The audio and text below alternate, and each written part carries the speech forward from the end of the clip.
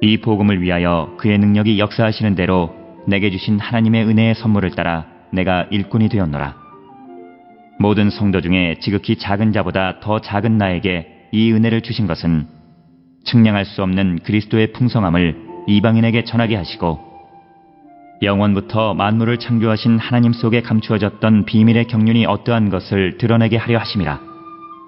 이는 이제 교회로 말미암아 하늘에 있는 통치자들과 권세들에게 하나님의 각종 지혜를 알게 하려 하심이니 곧 영원부터 우리 주 그리스도 예수 안에서 예정하신 뜻대로 하신 것이라. 우리가 그 안에서 그를 믿음으로 말미암아 담대함과 확신을 가지고 하나님께 나아감을 얻느니라. 그러므로 너희에게 구하노니 너희를 위한 나의 여러 환난에 대하여 낙심하지 말라. 이는 너희의 영광이니라.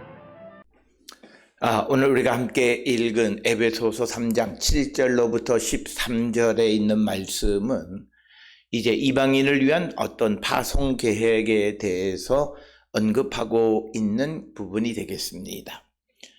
오늘 우리가 읽은 7절에서 이 복음을 위하여 그의 능력이 역사하시는 대로 내게 주신 하나님의 은혜의 선물을 따라 내가 일꾼이 되었노라. 따라서 바울은 자신이 복음의 일꾼 된 것은 하나님의 능력이 역사하는 대로 주신 하나님의 은혜의 선물이다, 이렇게 인식하고 있습니다.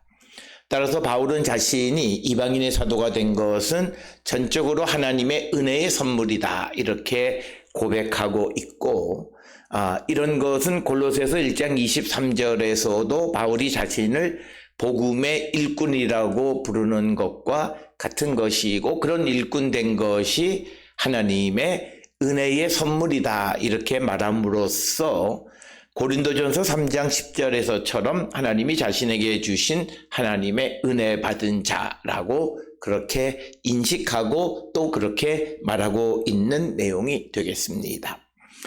오늘 주시는 본문의 말씀에 의하면 그의 능력이 역사하시는 대로라는 표현을 통해서 바울은 자신이 사도직을 수행하면서 하나님의 능력을 체험했음을 언급하고 있는 것이고, 이런 표현은 골로새서 1장 29절에 내 속에서 능력으로 역사하시는 이의 역사라고 하는 그 표현과 유사한 것으로서, 그래서 그 능력이 역사하시는 대로 그가 사도의 직을 담당했다, 이렇게 언급하고 있습니다. 바울은 예언자이면서 사도이며 그리고 그것은 사도직을 수행할 때 나타나는 것임을 우리가 알 수 있습니다.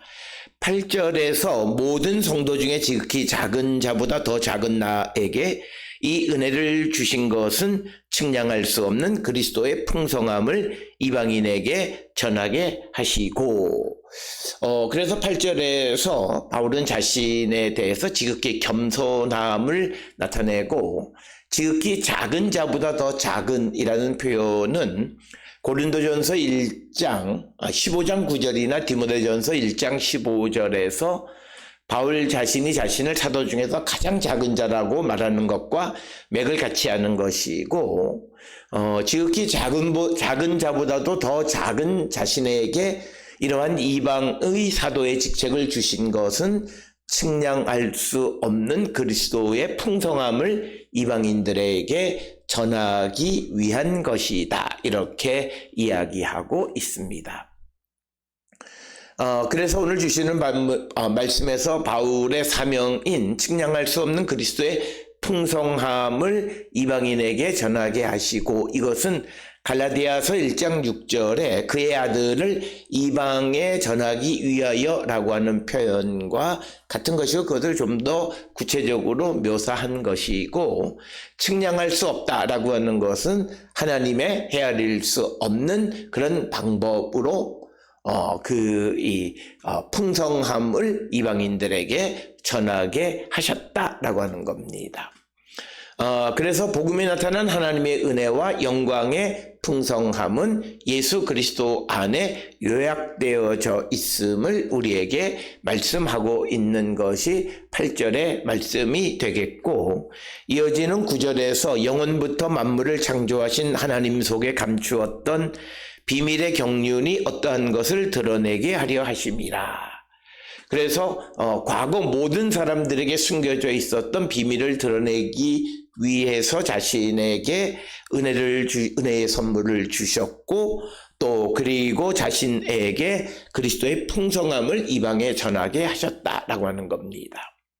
그래서 바울의 책무 가운데 하나님의 은혜의 책무와 오랫동안 숨겨진 비밀의 책무를 공공히 드러내는 것이 바울의 책임이었다라고 하는 것을 우리가 알 수 있고, 그러나 하나님의 은혜의 책무와 그리고 또 그 하나님의 은혜의 그 신비, 비밀 이런 것들은 사실 같은 이야기입니다. 즉 하나님의 신비가 하나님의 은혜의 계시이기 때문이다. 이렇게 설명할 수 있습니다.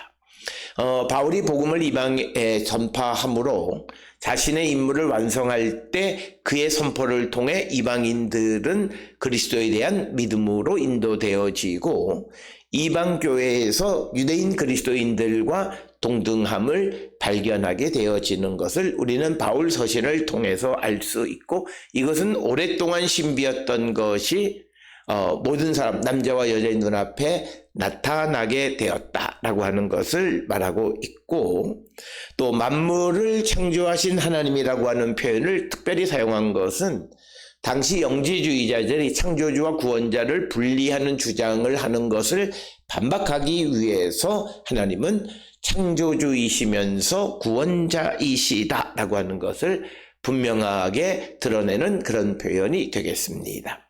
10절에서 이는 이제 교회로 말미암아 하늘에 있는 통치자들과 권세들에게 하나님의 각종 지혜를 알게 하려 하심이니, 그래서 바울은 자신의 이방인의 사도의 직무를 감당하고 그래서 그리스도의 비밀을 드러내게 하신 것은 교회로 하여금 하늘에 있는 통치자들과 권세들에게 하나님의 지혜를 알게 하기 위한 것이다. 오늘 주시는 본문 10절에 하늘에 있는 통치자들과 권세들이라고 하는 것은 예수 그리스도 이전 종교 세계를 책임진 것으로 생각되어지는 그런 천상의 세력들로서 적대 세력들을 지칭하는 그런 표현이 되겠습니다. 그래서 이들은 하나님의 계획이 어떻게 전개되는지를 알지 못했습니다. 그런데 유대인들과 이방인들을 하나로 만든 교회가 하나님의 구원 계획을 최종적으로 드러내는 실체가 되어졌다라고 하는 것을 말씀하는 것이 10절의 말씀이고, 11절에 곧 영원부터 우리 주 그리스도 예수 안에서 예정하신 뜻대로 하신 것이라. 그래서 바울은 이것이 그리스도 예수 안에서 예정하신 뜻대로 되신 것이다 이렇게 이야기하면서 하나님의 목적은 그리스도 예수 안에서 예수 그리스도 안에서 깨닫게 되어지는 것, 그래서 하나님의 목적이라고 하는 것은 그리스도 안에서 깨닫게 되어짐을 우리에게 분명하게 말하는 것이 오늘 주시는 본문의 말씀처럼 예수 안에 예정하신 뜻대로 하신 것이다 라는 표현이 되겠고, 예수 그리스도 안에서 화해된 유대인과 이방인들은 예수 그리스도 안에서 선택되어졌다라고 하는 것이 에베소서 1장 4절에서 언급한 그런 말씀이고, 유대인과 이방인들의 완전한 화해는 하나님의 영원한 목적에 따라서 그리스도 안에서 선포되고 이행되어짐을 우리에게 말하고 있습니다. 이어지는 12절에 우리가 그 안에서 그를 믿음으로 말미암아 담대함과 확신을 가지고 하나님께 나아감을 얻느니라.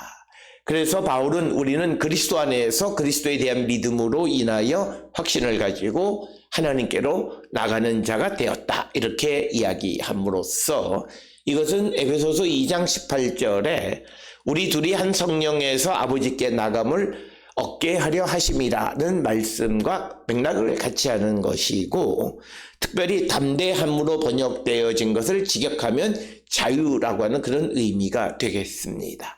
그래서 이것은 히브리서 4장 16절에 은혜의 보좌 앞에 담대히 나갈 것이니라는 그 자유롭게 나가게 되었다라는 그런 의미가 되겠습니다.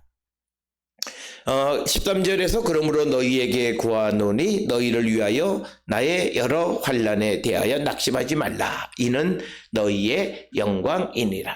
그래서 바울은 에베소 교회 성도들에게 자신이 겪는 고난으로 인해서 낙심하지 말라고 말합니다. 왜냐하면 바울이 당하는 환난이 에베소 교회 성도들에게는 영광이 되기 때문입니다.